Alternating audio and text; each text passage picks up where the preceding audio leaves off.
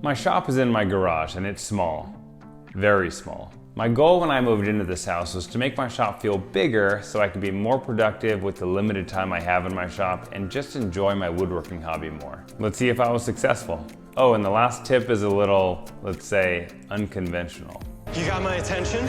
Okay, number one, convenience. I work full time, so I want to make sure I make the most of my time in my shop. I don't put everything in drawers. I want to make sure some things are out and easily accessible. Some things like tape, squares, screws, wood glue, CA glue, tape measures, things that I use most often are easily accessible at all times. And chances are your list may be a little different. You'll just have to think about the things you use a lot while you're in your shop. Number two, is it feasible to have some tools or items in your shop? If your shop is really small like mine, then the answer to some of the tools and items you may want is no. No.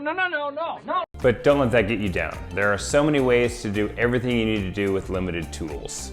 I don't have much space left in my shop, but I do have this one space that is perfect for a new tool. At first I thought I should get a lathe. Maybe I would enjoy turning, and the more I thought about it, the more I realized I don't think I would use it that often.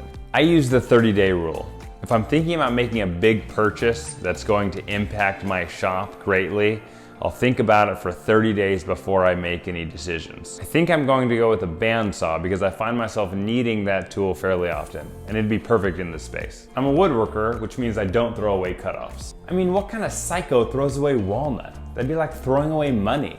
I am not throwing away good money. In reality, I do try and throw away most of my smaller offcuts, but it's nice to have a dedicated storage solution for the bigger offcuts that you may use again in the future. I find that this 5-level storage solution helps organize my offcuts in a way where I can easily access them when I need them, and I don't have to go through a pile or a vertical storage bin, which to me sounds like a nightmare. The top level of these shelves I use to store my crosscut sled, my tapering jig, and my jointing jig. The 4th level I use to store some templates and other smaller jigs that I use from time to time. This has been great for organizing my jigs and offcuts. Without a ton of space, having storage options is key. Every piece of shop furniture I build has storage in it, I guess except for the stool. Having a ton of storage in your shop means that things don't get left out, because when things get left out, your shop becomes cluttered and it is much less enjoyable to be in. Make sure that when you do build storage, each item has a dedicated spot so you know where you put it and you know where to find it. If you're like me and can really only get in the shop in the evenings and on the weekends, you don't want to spend any of that time looking for where things are. You just want to build. Everything in your shop should have wheels. I guess I'm rolling this in case you don't know how wheels work. Almost everything I've built in my shop has wheels, and that's for a few reasons. 1, I can rearrange furniture if I need to. 2, I can move tools to better use them. For example, I may need to move my planer to mill a long board. I like to keep this miter saw against this back wall out of the way, but when I have a really long piece, I may need to move the miter saw to cut it. I decided to put my finishing cart on wheels, but you could totally put that on the wall too. That would be a great place for it.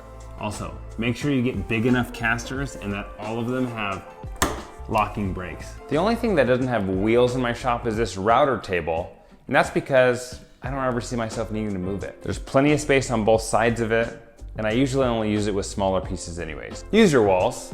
I mean, really use them. Walls are super useful for storing things. Most people know clamps should probably be stored on the wall, but there are a lot of other things that are best served on the wall as well. Sanding tools and accessories, drill station, lumber rack, and a place for all your hand tools and woodworking accessories. As you can see, I like to accessorize. A lot of my lumber actually used to be standing on the floor, but then I got this lumber rack and it was a game changer. It really felt a lot bigger in my shop, and that's what we want.